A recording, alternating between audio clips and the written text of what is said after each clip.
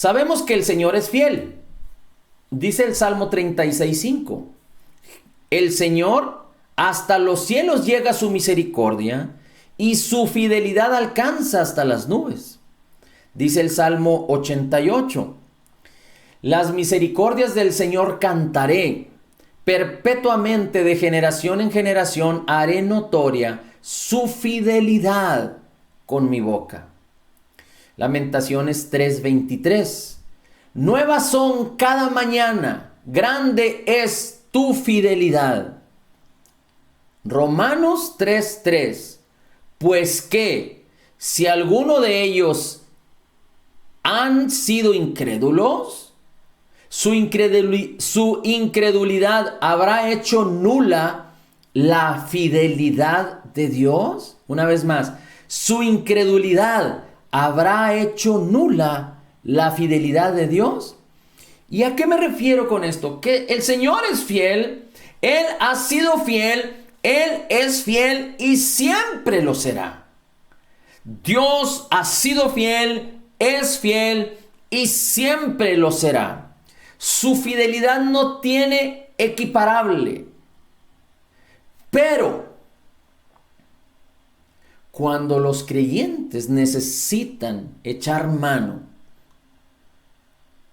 de la provisión de Dios, del poder de Dios, de los milagros de Dios, para que sea restaurada una situación difícil en sus vidas, llámese que los creyentes necesitan salud, necesitan ser librados de opresión, de contienda, de pobreza, escasez, de alguna situación legal, de alguna situación muy difícil en la vida.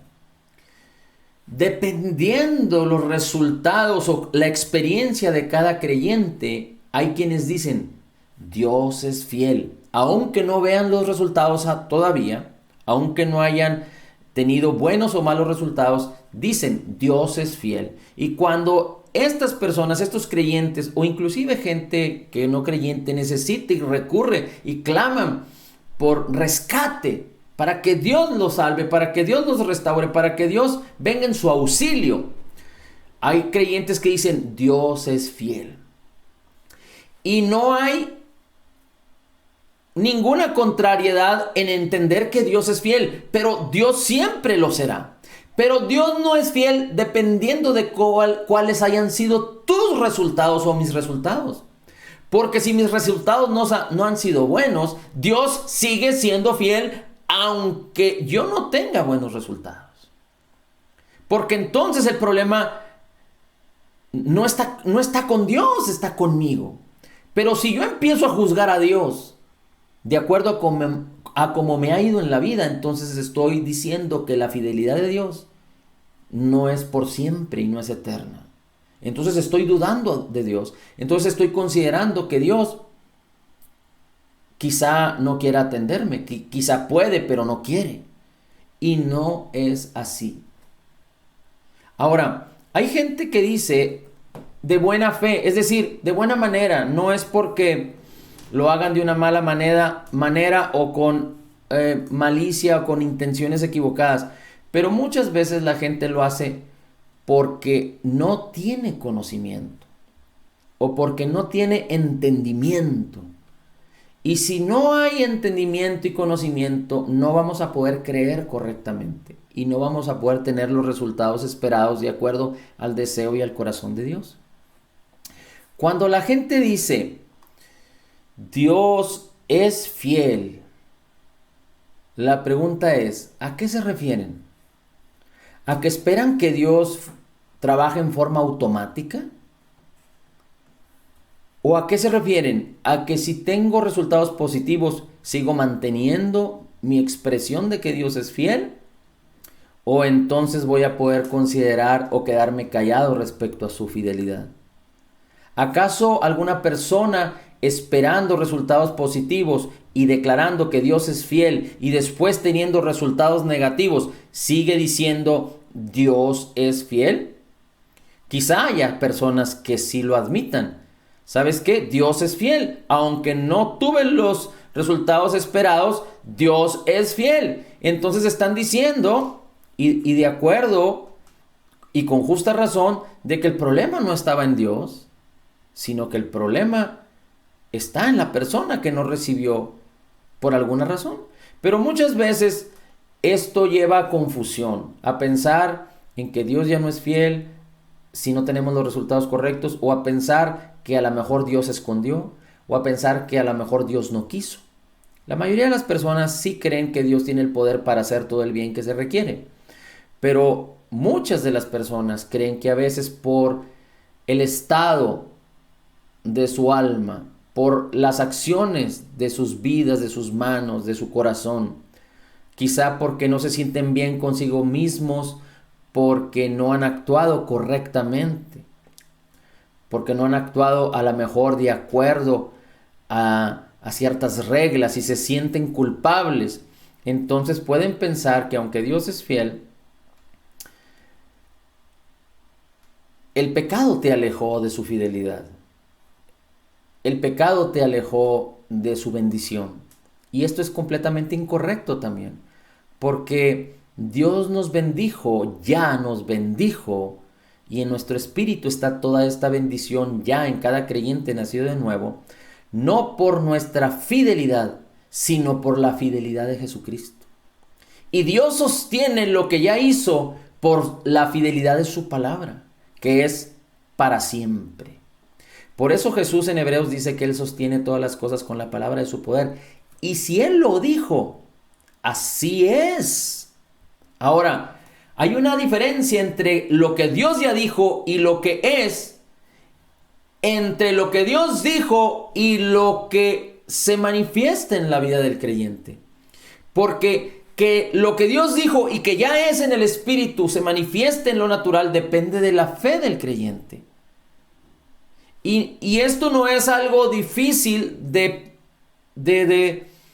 trabajar o de activar, porque recordemos que la fe es un regalo de Dios, la fe procede de Jesús, la fe es espiritual y se activa, ya nos fue dada la medida de fe, pero se activa esta fe por la palabra, por el oír la palabra, por el oír la palabra, por el meditar la palabra, por recibir la palabra viva de Dios. La palabra que leemos en el Logos se convierte en algo vivo en cada una de las áreas de nuestras vidas, y entonces la fe se concibe, la palabra se concibe consigo el hecho de que así es, no solo porque Dios lo dice, o es más, diríamos de esta forma, porque Dios lo dice y porque yo lo creo, porque yo lo tengo concebido y aquí, y estoy seguro que así es, y entonces camino en el hecho, camino en la dirección de la fe, camino sabiendo que ya tengo y estoy esperando que se manifieste.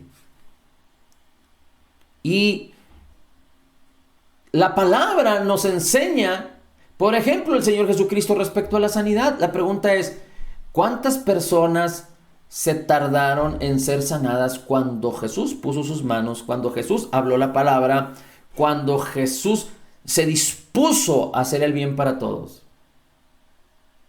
La mayoría de las personas, y no me gusta hablar al aire, pero yo estoy seguro que si hiciéramos un análisis de todos los que fueron sanados por el Señor Jesucristo en vida, el 99% fueron sanados así. Así es que, ¿por qué hay creyentes que definen que quizá la sanidad puede tardarse un proceso y hacen una doctrina de esto, cuando quizá hay 1 o 2 casos en donde la sanidad no fue de inmediato, no porque el poder de Dios no funcionara, sino porque había ciertas situaciones que sucedieron ahí? Pero hay quienes que por un evento o 2 eventos hacen toda una doctrina y dicen, es que no necesariamente la sanidad viene de inmediato. Y si nos pusiéramos a analizar, la mayoría de las sanidades que hubo en el ministerio de Jesús fueron de inmediato. Vemos el caso de Lázaro, que enfermó y que murió. Y cuando Jesús regresó a donde estaba Lázaro, habían pasado 4 días, pero esto no tiene nada que ver. Porque cuando Jesús habló la palabra, Lázaro salió o resucitó. Quizá hablamos de aquel hombre que, que Jesús hizo lodo en tierra y le puso en sus ojos y le dijo, vete a lavar. Pero aquel hombre, cuando creyó la palabra que Jesús le dio y actuó de acuerdo a la palabra, fue sanado, regresó sanado. Pero la pregunta es, ¿pasaron una semana, 2 semanas, 10 meses? Podemos ver el caso donde había un hombre que estaba lisiado de sus pies y él estaba escuchando predicar a Pablo. Y el apóstol Pablo, no sé cuánto tiempo pasó porque la escritura no lo dice, pudo haber pasado 1 día, 2 días, 3 días, pero el apóstol Pablo vio que este hombre tenía fe para ser sanado, es decir, por una palabra de conocimiento, el apóstol Pablo vio que la palabra que él había predicado había llegado al corazón de este hombre, había llegado como una palabra viva y este hombre ya la había creído y estaba listo para ser sanado y él habló la palabra y el hombre fue sanado de inmediato. Así es que no debemos de malinterpretar ni hacer doctrinas de eventos muy particulares. Pero lo que quiero decirle con esto es que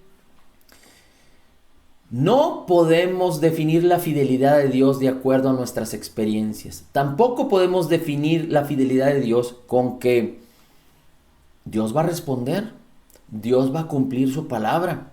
Si Dios dijo, así es.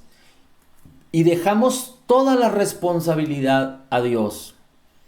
Y no me malinterprete, toda la responsabilidad en el sentido espiritual es de Dios, pero Él ya hizo su parte perfectamente en Cristo Jesús, en la cruz del Calvario. Él ya nos bendijo, Él ya nos dio, Él ya proveyó antes de que la necesidad apareciera en camino.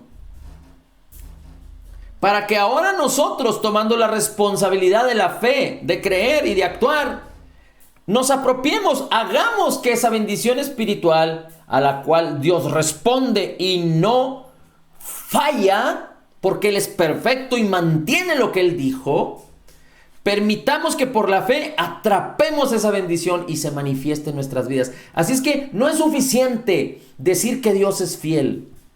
Necesitamos creerlo y entonces actuar en el hecho de que ahora somos responsables. Descansando en Jesús, no es en nuestras fuerzas. Es poniendo a andar. Necesitamos poner en movimiento lo que ya nos fue dado. Esto es la fe que viene por la palabra. Y el Espíritu Santo que nos fue dado, que nunca nos dejará y nunca nos abandonará. Él es nuestro guía, quien nos enseña, nuestro consuelo, nuestro consolador, nuestra ayuda, nuestro sostén.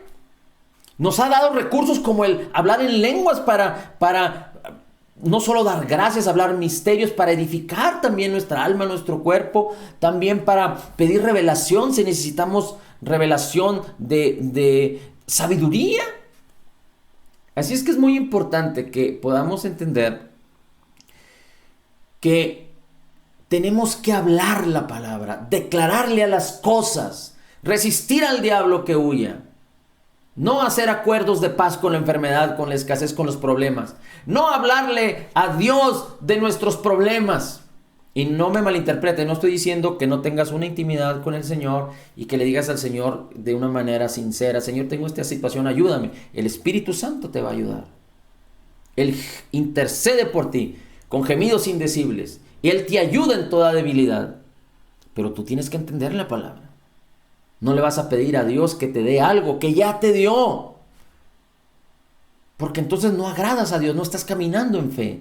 Tampoco puedes pedirle a Dios que haga algo, y aquí es lo más difícil. Porque la mayoría de los creyentes han sido enseñados y así actúan a pedirle a Dios que haga algo cuando Dios ya hizo su parte y nos dijo, te he empoderado, te he dado todos los recursos, todos los beneficios, todo lo que tú necesitas para que sin estrés, sin esfuerzo y descansando y creyendo en Jesús, descansando en su gracia, esforzándote en su gracia, tú hagas las cosas por las cuales Cristo murió por ti, envió su Espíritu Santo, te dio su palabra, su autoridad, su poder, su nombre.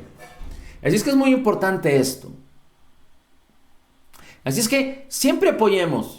Es importante y aprendamos en el proceso.